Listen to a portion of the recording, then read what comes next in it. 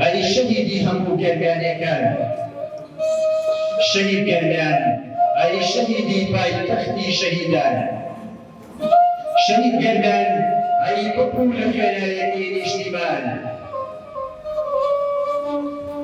شەهید گەرمیان، ئەمڕۆ تەمەنت دەبێ بە 20 ساڵ، ئەمڕۆ 10 ساڵە تۆ دووری لە دایک و باوک و خوشک و براوباو. شەهیدان گەرمیان تا پێش شەهیدبوونی کوڕی ئێمە بوو.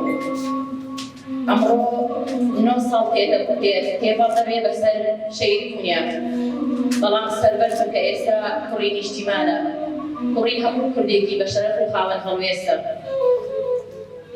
بەڕێزان، هاوکۆلەکانی گەرمیان ئێستا سەرقاڵی ئامادەکردنن بۆ بەدەستهێنانی بڕوانامە، بەڵام بەداخەوە گەرمیانەکەی من ئەمڕۆ 9 ساڵە لەژێر خاکدایە دەسایی دەسەڵاتی کوردیەوە.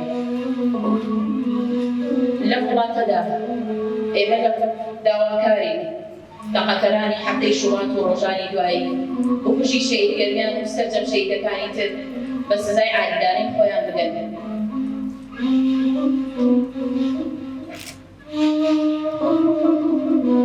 ئێمە وەکو خانەوادەی شەهید گەرمیان بەڵێنتان دەدەینێ کە داواکاری ئێمە تەنیا داواکاری ئەوەیە کە هەموو کوردێکی ئازادی خواز بە سەربەرزیانەوە بە ئازادانە بژێت.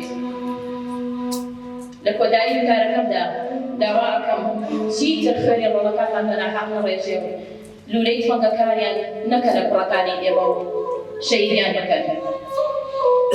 لە کۆتاییە زۆر سپاسی وەفاداریتان ئەکەم. نابێت لە وتانشا شروعیان بدات.